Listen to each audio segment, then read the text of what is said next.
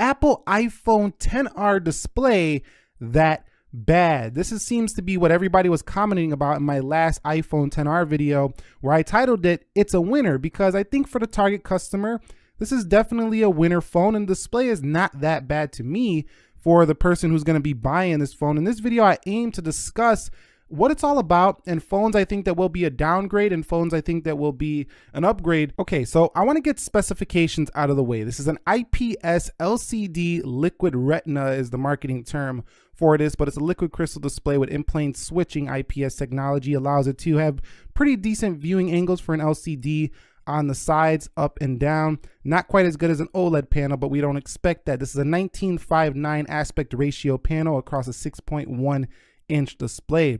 Now this display definitely is not fully 6.1 because you have this notch up here, and you also do have these little status icons and your clock. So this is more like a 5.96-inch display in my personal opinion, but still you have that little cutout up there that does take away just that 0.1 inch in my personal experience. So this display actually has that same wide color P3 color gamut that you've seen on the iPhone 7 and 7 Plus. So it's got them super accurate colors that you're not gonna find on a lot of other LCD panels. You can see right here, just look at the cats. They're just so sharp right here, so beautiful on the device. Let's go over here and you can take a look at this bike and look at the colors. I mean, really good stuff here. Now, yes, this is not 4K, it's not 2K panel, but still that color accuracy, not bad for this device, and everything looks toned down. It doesn't look too oversaturated or anything like that. It gets it just right. Let's take a look at the elephants and you can see the color. It's just on point for this device. But if you like those zingy poppy colors, you're never gonna like the iPhone XR's display. So this has a similar scratch resistance to a lot of competing phones like the Galaxy S9, for example, and this has an oleophobic coating, so the fingerprints won't start to appear too smudgy or too bad until you've had this phone for quite a while and it wears off. Then you might want to throw a fingerprint resistant screen protector on there. Now I also want to mention that the iPhone XR gives you a 120 Hz touch sensing display. What that means is that the responsive time that it takes to tap an app and open that application is going to be so much better than before. So any user coming from anything prior to an iPhone 10, you will notice how snappy the touch response feels versus your old iPhone, and that can lend to it feeling like just a more smoother device. And this works very well with the gesture system that's on board with the iPhone XR. So it's a super smooth feeling display, just like the XS and the XS Max. Now I want to address a common question. Can you see this display outdoors? And the answer to that question is yes.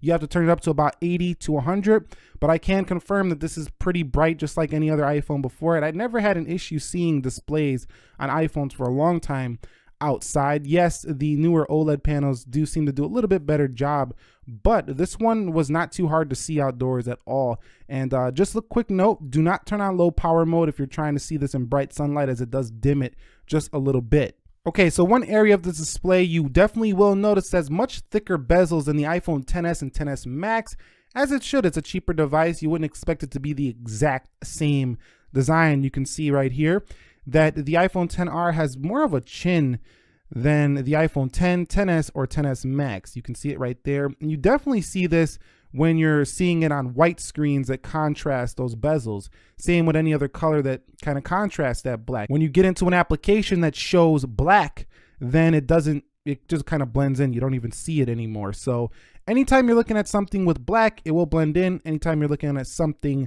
with white or any contrasting color, you will see on the iPhone XR much thicker bezels, whereas on the XS, XS Max, it's a much more seamless all screen, higher screen to body ratio design. And if you came from a Galaxy curved display, this will also feel like a little bit thick on the bezels. Also, I noticed the notch looks a little bit bigger than it does on the iPhone XS Max and XS. It's just slightly deeper, it looks like there for the XR. And I wouldn't expect them to get it even better than a XS because LCD technology is super hard to make this kind of design. That's why you got to give Apple props for even getting an LCD panel in this design, because OLED has flexible nature. It can bend and stuff like that. So it's a lot easier to make the XS Max display than to make this. This is quite a feat to pull this off with LCD. So I want to show you a couple more areas where you'll notice this on the display. You can see the XR right here on a white screen. If you are reading, your eyes might actually see this black bezel a little bit.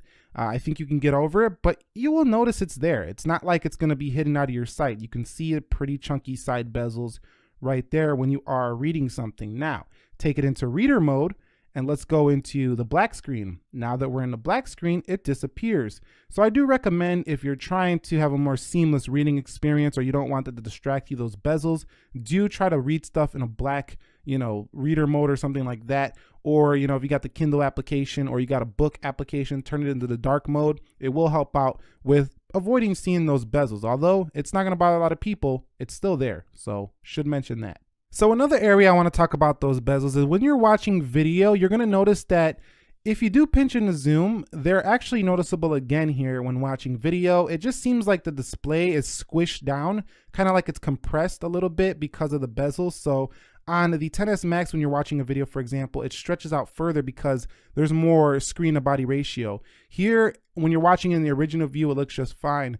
But when you pinch in, it just seems like it's smashed down a little bit inside of those bezels, which I actually didn't like about watching video. So I don't think the iPhone XR is the best video watching experience at all. And it does have let's go over here. It does have that notch, so that actually doesn't help it at all either. Now you'll notice that again in photos. When you're looking at photos, if you don't pinch in, you won't notice. But if you zoom it in, then you're gonna see it's a little bit squished down. Now, if you're paying attention to details, this will bug you. If you're not, you're just regular using it, you're not gonna care.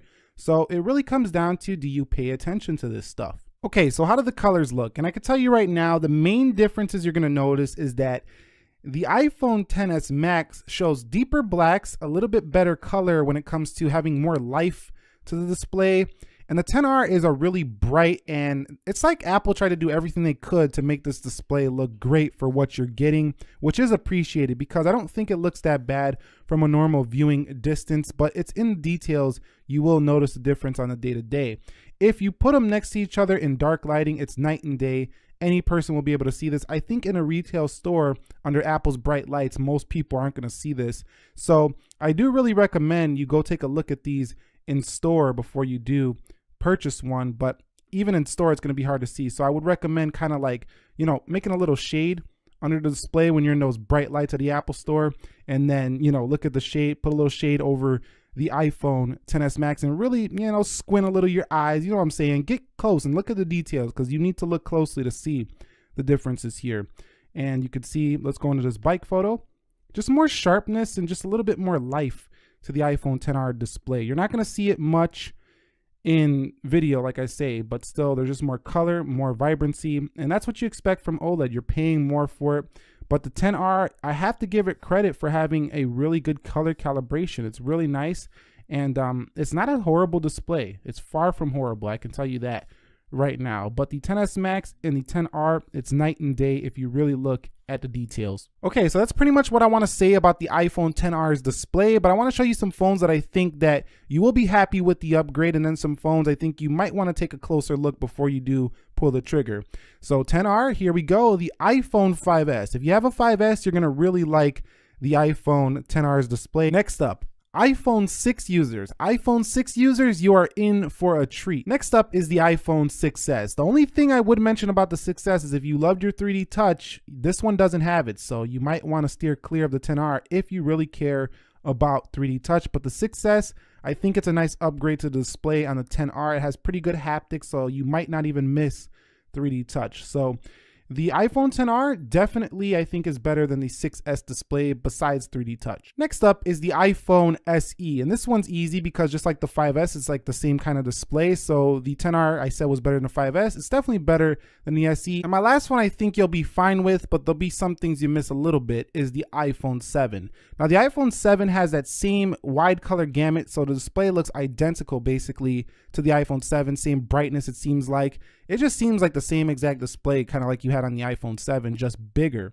Same, pixels per inch though.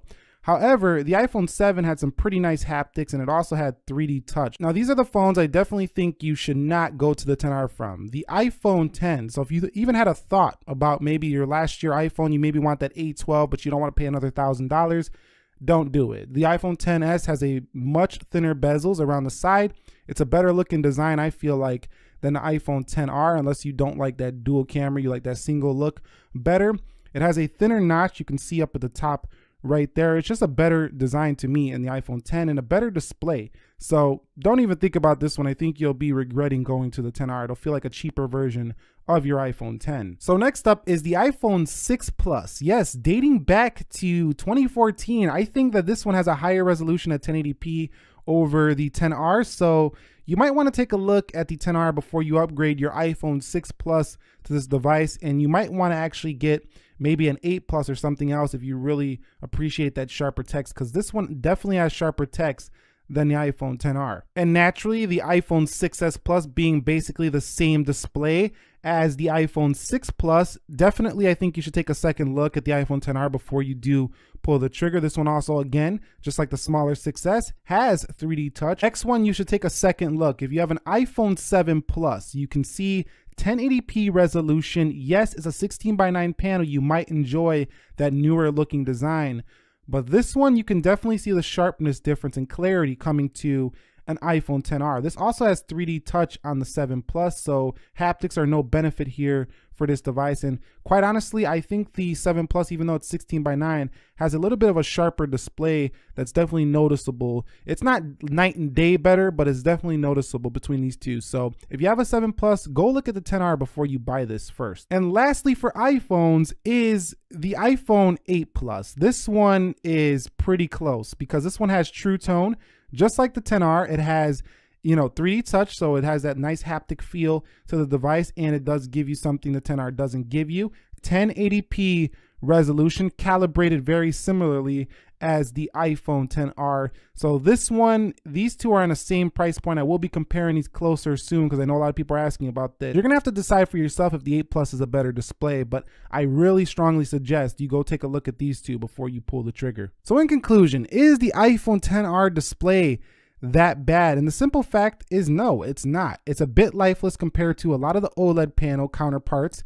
Yes, small nuances like vibrancy, deep black colors are the thing you're going to notice the difference when comparing a XR to some of the more vibrant OLED panels on the market here. I think any iPhone user could get by with this display as it has the A12 CPU and all that other good stuff inside. The 3 GB of RAM is enough for this phone. It's definitely still very fast. Having True Tone always helps with the color environment, switching and ambient lighting. But my final recommendation is that if you're currently using any iPhone or Galaxy phone with a 1080p resolution or higher, I strongly advise you to go look at this one in the store, maybe shade it like I said, and see those, look closely at the details and see if this would work for you. But if you have any phone with a 1080p display, make sure you go look at it in person before you pre-order it. If you guys found this video helpful, entertaining, informing, do me a favor, click that like